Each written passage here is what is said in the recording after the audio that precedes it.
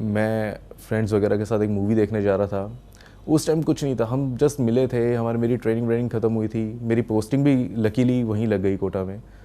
तो एक मूवी वगैरह देखने गए। उसके बाद मुझे याद है वो मूवी देखने से पहले ही वो लोग टिकट विकेट लेने वाले थे। मैंने कहा नहीं, मेरे को मूवी नहीं देखनी, मैं जा रहा हूँ वापस। मैं चला गया, मुझे पता ही नहीं क्या हुआ, मैं घर के मुड़ने की वजह मैं सीधा इसकी तरफ आ गया। मैंने कहा मेरे को टिफ़िन लेना है, मेरे को टिफ़िन दिला। मुझे कोई उम्मीद नहीं थी, रात को 7 बजे मैं बोल रहा हूँ टिफ़िन दिलाने के लिए। पहली बार, मतलब इतना ज़्यादा अच्छे से जानता भी नहीं था। ये भी अनएक्सपेक्टेडली, हाँ चल लेने चलते टिफ़िन।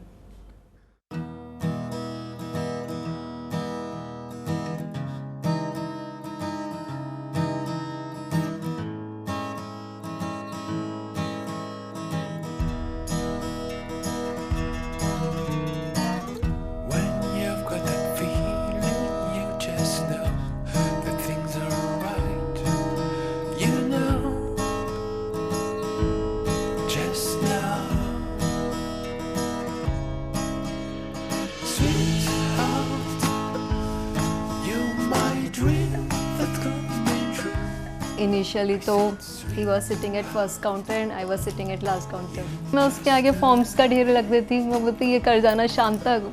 और मुझे उसको ट्रेन करना था, but I have given this duty to someone else. मैं बोलती निशा यार इसको बता देना, और मैं पीछे से आके बैठ जाती। मैं उसका पीछे से फ़ोटो क्लिक करके अपने फ्रेंड्स को भेजती थी कि देखो एक नया DRO आया है, काम कर रहा है, मैं पीछे बैठी हूँ।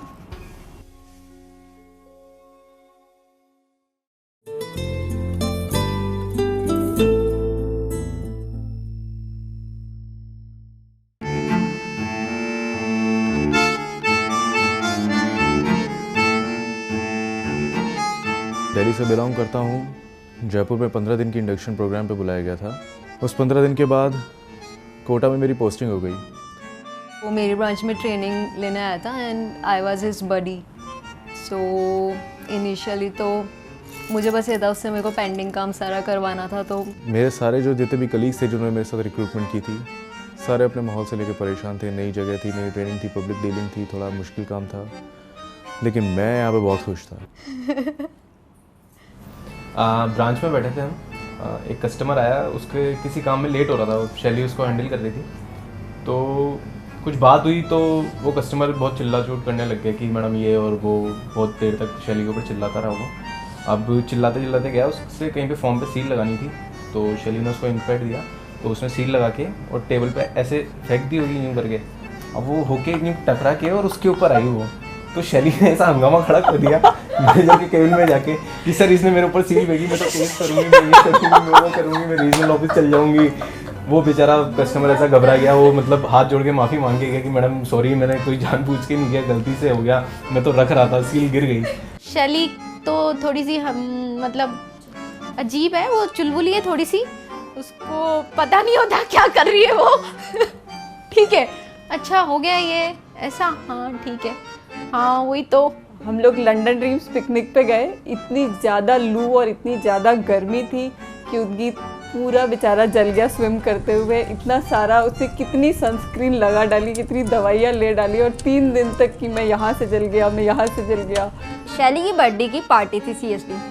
उद्गीत इतना टेंशन में, शैली पर पानी गिर गया, उसने जैसे तैसे उसका स्वेटर चेंज करवाया, ठंड लग जाएगी, ठंड लग जाएगी। और जब शैली ने स्वेटर चेंज किया, उसके पीछे दूसरा स्वेटर लेके जा रहा है कि शैली ठंड लग जाएगी, पहन ले। हमें लगा नहीं सीरियसली कुछ तो बात है तभी, नहीं तो उद्गीत हम लोगों के पीछे तो नहीं जा रहा। ये कहीं पे भी जाते थे, हम कहीं पे भी मिलते थे, तो हमेशा जो आसपास की सराउंडिंग होती थी उनको ये लगता था कि इनके बीच में कुछ चल रहा है, पर एक्चुअली इन्हें ही नहीं पता था इनके बीच में कुछ चल रहा है। मैं शैली की रूममेट रही हूँ, बट सीरियसली मुझे कभी शैली की तरफ से एकदम नहीं लगा।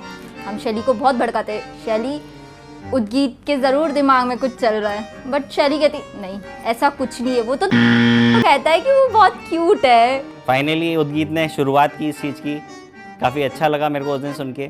शैली एक दिन मुझे डिस्कस कर रही है कि ऐसा है क्या है, मैंने कहा नहीं ठीक है लड़का, तू सोच इस बारे में। अच्छा तो फिर मैं टाइम लूँ, मैंने कहा हाँ हाँ तू टाइम ले। तो फिर शादी जल्दी नहीं करूँ, मैंने कहा नहीं कर, अभी तू 1 साल लगा।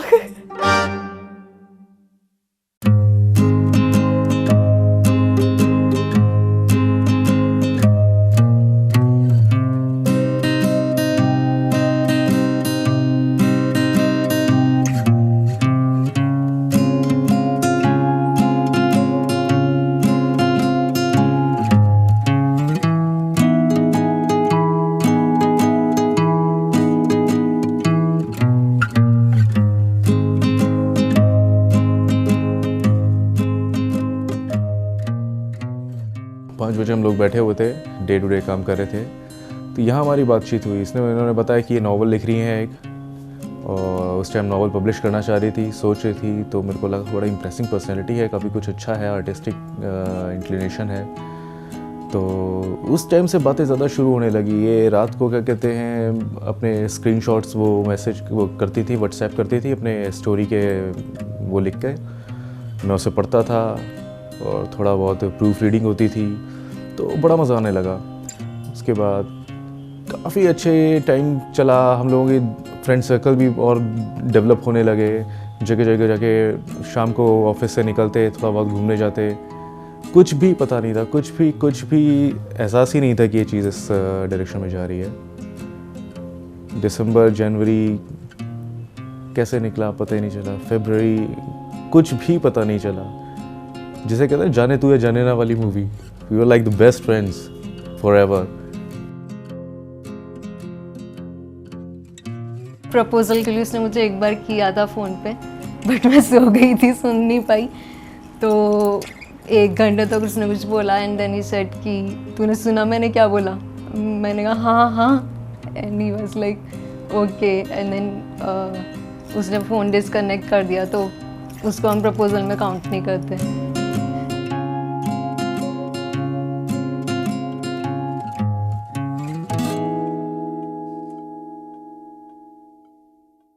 एक बार मैं ऑफिस से आ रहा था तो ये कुछ कटोरे में ऐसे मम्मी ने इसको दाल चावल दे रखे थे, खाना इसको आता नहीं था, ऐसे चम्मच रखा था, पापा यूँ करके इसने दाल चावल यूँ जरा सा उठाया, मुंह में डाला तो चावल तो उसमें गिर गया कटोरे में, और खाली चम्मच मुंह में। तो ये बहुत अच्छा लगा मुझे उस टाइम पे। यकीन नहीं हो रहा कि आज ये शादी, मतलब शादी लायक भी हो गया, शादी होने जा रही है।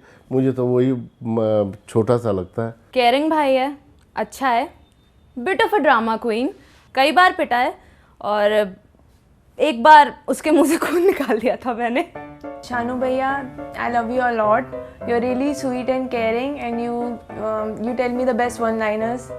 And आपके साथ मैंने बहुत सारे riddles and all शेयर किए हैं। You're probably the most brainy after ऋतु भैया। अरे वाह, थैंक यू। हमारे शानू बाबू, उद्गीत बाबू ने एक किताब ली, उसकी फ़ोटो खींची, उसका अमेज़ॉन का, उसका फ्लिपकार्ट का लिंक हमें भेजा, कहा ये मेरी फ्रेंड है, इसने बहुत कमाल की बुक लिखी है, इसको पढ़ो और प्रमोट करो। मैंने कहा वेरी गुड। मेरा एक दूसरा दोस्त है रमन, जो बहुत सिनिकल किस्म का इंसान है, ठीक है, वो हर चीज़ को लेके ये तो बकवास है, ये वो है, वो करने लगा।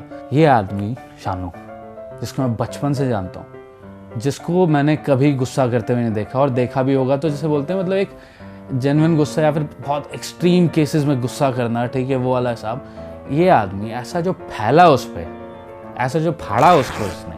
आई रिमेंबर जब हम एंगेजमेंट से वापस आ रहे थे तो बस में भैया मेरे साथ आके बैठे एंड मैंने भैया से जस्ट ये पूछा, भैया आपकी स्टोरी क्या है, आप कैसे मिले?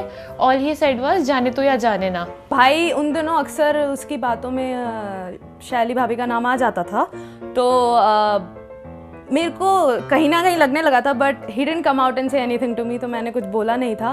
पर एक दिन भाई घर आया हुआ था, papa mummy they were talking about marriage and all, तो ही जस्ट सेड कि मुझे थोड़ा सा टाइम दो और ये दो वो दो। बट तो उस दिन आई जस्ट आस्क्ड हिम कि are you dating someone, and he just said yes, and I immediately said Shelly, and he's like yeah, and then afterwards I didn't ask anything. तो शाम को आया मेरे पास and he's like तूने कुछ पूछा नहीं उसके आगे मेरे से, कुछ डिटेल्स मांगी नहीं, तू ऐसा कैसे, मतलब कुछ जानना नहीं चाहती या क्या है, या कुछ बुरा है? मैंने कहा यार ऑब्वियसली नहीं, बट मुझे पहले से पता था, जैसा कि अपेरेंटली इनके फ्रेंड्स को भी पता था कि this is going to happen. हम लोग गए इसके पास, इसने पूछा, कहता है कि हम दोनों एक दूसरे को लाइक करते हैं।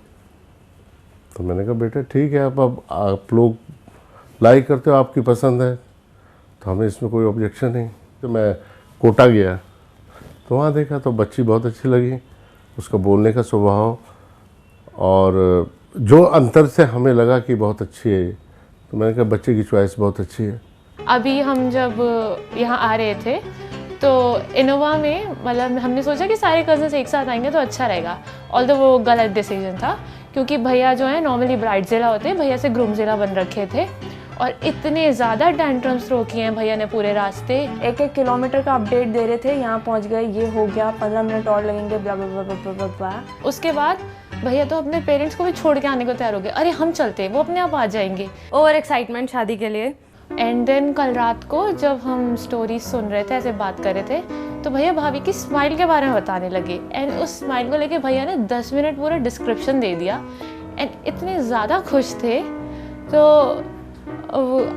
आई डोंट नो कि मतलब क्या स्टोरी है, बट भैया जब भी बात करते हैं भाभी के बारे में, he is way to excited and बहुत खुश रहते हैं। एंड ऐसे लगता है ये वही शानू भैया है जिनको मैं जानती हूँ। भैया पता नहीं कब इतने बड़े हो गए, मुझे नहीं पता। इतने छोटे से थे, क्यूट से थे, वो घुसे रहते थे मेरे साथ वीडियो गेम्स में और बस भाभी को लेकर आ गए। लेकिन अभी भी वो बच्चे ही हैं। ही शैली की स्माइल देखिए, ही उसकी आंखें देखी हैं। मतलब पूरे टाइम भाभी के बारे में बोलते रहते हैं।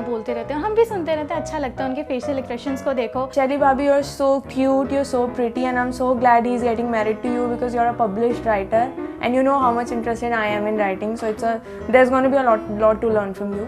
शैली जितना मिली हूँ अब तक बहुत स्वीट है, बहुत ही ज़्यादा इनोसेंस, चाइल्डिश सा चार्म है उनमें। इतनी लाइवलीनेस ना, मतलब शानू के तो it's like completely they fit together because Shanu is like this reserved person जो कभी कुछ कहता नहीं है, कहता है तो फिर सीधा गुस्से में कहता है। और शैली इज़ काम, चार्मिंग और माहौल को आसान बनाती है। It doesn't really matter ये 3-4 दिन कैसे जाते हैं, what matters is that आप लोगों की पूरी लाइफ कैसे होती है। So all the very best। अब मेरे घर में बहू आने वाली है, मेरे घर के मेंबर में इजाफा होगा, इस बात के लिए भी मैं खुश हूँ और दोनों की खुशी जीवन के लिए तहे दिल से तमन्ना करती हूँ। दोनों खुश रहें, दोनों परिवार खुश रहें। और ये जो बिटिया जो घर पे आ रही है, ये बहू ना होकर के बल्कि बेटी है हमारी। इस मैरिज लाइफ को जो सक्सेसफुल बनाने के लिए सबसे बड़ी चीज़ होती है अपना ईगो छोड़ना होता है। ये दूसरे अपने ईगो को जो सामने न लाए तो लाइफ बहुत अच्छी चलेगी। उम्मीद करता हूँ और ईश्वर से दुआ करता हूँ कि इनका जो वैवाहिक जीवन है बहुत संपूर्ण हो, परिपूर्ण हो और खुशियों से भरा हो। शैली मस्त रहे, उद्गीत को भी मस्त रख। Happy married life. Hello, my name is Athar. Hello, my name is Abhigyan. Hello, my name is Vibhas. I am Shanu Bhaiya's brother. I am also.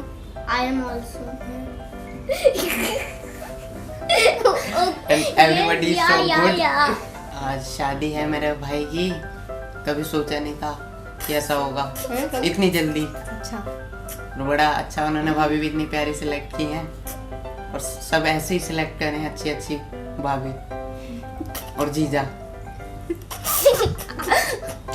और खाना पीना भी अच्छा हो काश। All silence.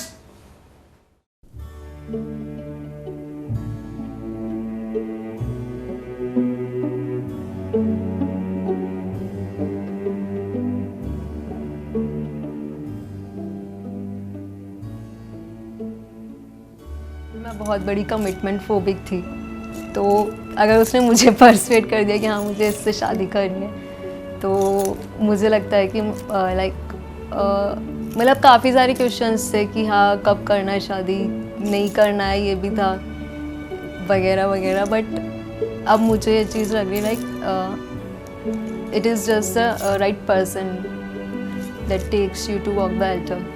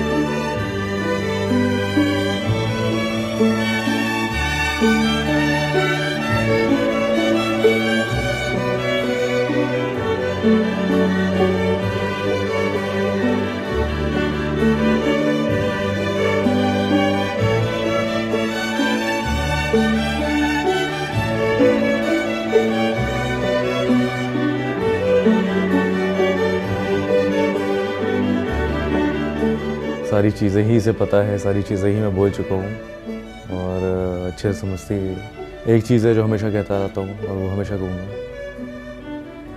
कि ज़िंदगी भर दुनिया भर की सारी खुशियाँ देने वाला हूँ।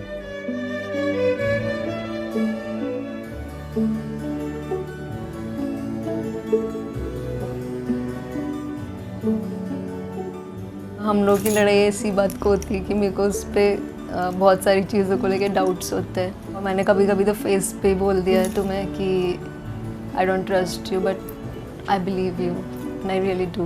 And the greatest thing that I have done in my life and the best decision I have taken till yet is that I am going to marry my best friend.